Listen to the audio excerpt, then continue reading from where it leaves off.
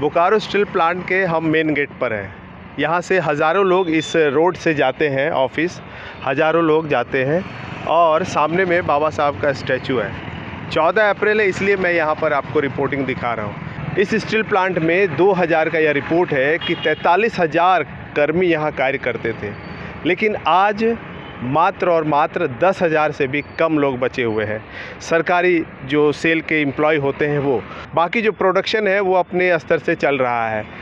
अब बाबा साहब के जयंती के अवसर पर लोगों ने माला चढ़ा दिया है। जो लोग बाबा साहब से जुड़े हुए हैं, जिन लोगों को बाबा साहब से आत्मीयता है, संवेदना है, उन लोगों ने बाबा साहब के स्टैचू पे आप देख रहे हैं, उनके स्टैचू पर माला से भर दिया गया है। यहाँ पे बहुत सारे SC ST OBC के कर्मचारी के संगठन हैं जो बाबा साहब को समझते हैं। लेकिन आप सोचिए कि 2000 में 40,000 कर्मचारी थे और अभी 10,000 बचे हुए हैं। अगर हम 5 साल और 10 साल आगे की बात करें तो फिर ये कर्मचारी भी ख़त्म हो जाएंगे।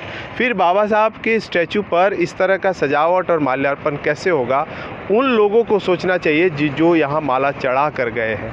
बाबा साहब ने अपने लोगों को क्या संदेश, क्या कहा करने के लिए, ये समझना बहुत ज़रूरी है। बाबा साहब ने कहा, जब अपनी नौकरी पालो तो अपने समाज के बीच जाओ। वहाँ पर जाने से 2 बातें होगी। एक तो वहाँ जो बच्चे होंगे वो आपसे प्रेरित होंगे और वो समाज आपको देखकर अपनी ताकत का एहसास महसूस करेगा, और जब भी बारी आएगी आपके साथ देने की तो आपका लोग साथ देंगे। लेकिन आप देखिए, बाबा साहब अम्बेडकर के आंदोलन के बदौलत जो लोग इस सेल में काम कर रहे हैं, ऐसे बहुत सारे स्टील प्लांट पूरे भारत में है, जहां 54,000 मात्र अभी कर्मचारी बचे हुए हैं। पूरे भारत में 54,000 कर्मचारी हैं और अभी मात्र बचे हुए हैं। सोचिए, जिस रफ्तार से निजीकरण हो रहा है, क्या फिर वो माहौल दिखाई देगा जो अभी दिखाई दे रहा है। बाबा साहब अम्बेडकर ने कहा, मेरी मूर्तियों पर माला मत चढ़ाना और मेरी जय जयकार मत करना।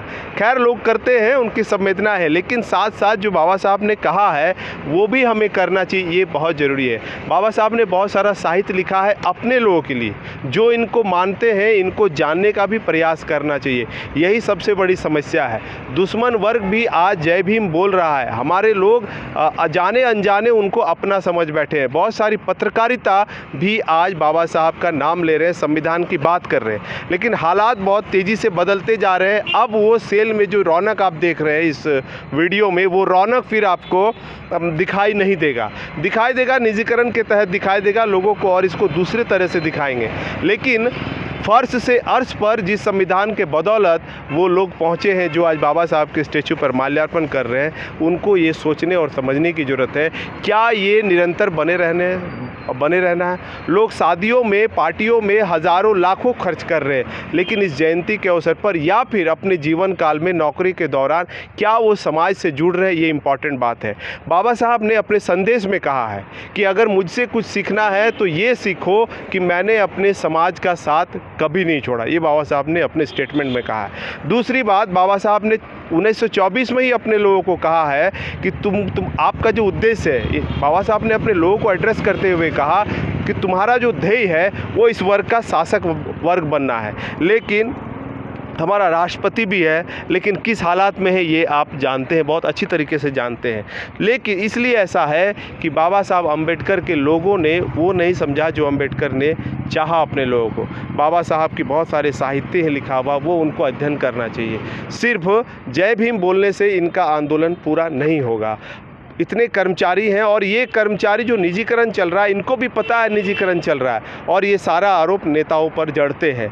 नेता जो है वो हमारा कल्याण नहीं कर सकते। बाबा साहब ने पहले ही कहा है, जो SC ST के रिजर्व कोटे से जो नेता जाते हैं वो पूना पैक्ट के मारे हुए हैं। उनके लिए बाबा साहब ने स्पष्ट किया है, ये उस कुत्ते के समान है जो आपके लिए काटना तो दूर भौंक भी नहीं सकते हैं। ऐसा ही हालात है। खैर, ये अलग मसला है, लेकिन हमारा नेता जो है वो 5 साल का होता है, लेकिन हम और आप जो हैं, जो कर्मचारी है, जिन्होंने यहाँ माला चढ़ाया, जिन्होंने बाबा साहब के प्रतिमा पर, स्टैचू पर माला चढ़ाया, वो भी schedule caste, schedule tribe, OBC, converted minority, OBC के नाम पर, वो भी तो रिजर्वेशन के तहत ही वो यहाँ आया है। जिन व्यक्तियों ने यहाँ माला चढ़ाया है वो भी schedule caste, schedule tribe, OBC के नाम से ही रिजर्वेशन में आया है, और 30 से 35 साल तक वो इस नाम से, schedule caste, schedule tribe, OBC के नाम से समाज का ही तो खा रहा है। तो फिर वो नेता ज़्यादा जिम्मेदार है कि ये लोग ज़्यादा जिम्मेदार है, ये हमें समझने की ज़रूरत है। फिर जिन लोगों ने यहाँ माला चढ़ाया है शायद फिर 6 दिसंबर को या फिर 14 अप्रैल को दिखाई देंगे, लेकिन जितनी रफ्तार से निजीकरण का दौर चल रहा है, शायद इस तरह का सरकारी संस्थान बड़े ही संघर्ष से बाबा साहब ने संविधान सभा में जो भारत की संपत्ति है उसका राष्ट्रीयकरण किया था। अभी दुश्मन वर्ग जो सत्ता में बैठा है वो लगातार जितनी भी सरकारी संस्थाएं हैं उसको प्राइवेटाइजेशन कर रही है। प्राइवेटाइजेशन में ना शेड्यूल कास्ट दिखाई देंगे, ना शेड्यूल ट्राइब दिखाई देंगे, ना ओबीसी दिखाई देंगे। ये सोचने की ज़रूरत है। इसलिए बाबा साहब अम्बेडकर के कहे अनुसार हमको उनके मार्गों पर चलना चाहिए।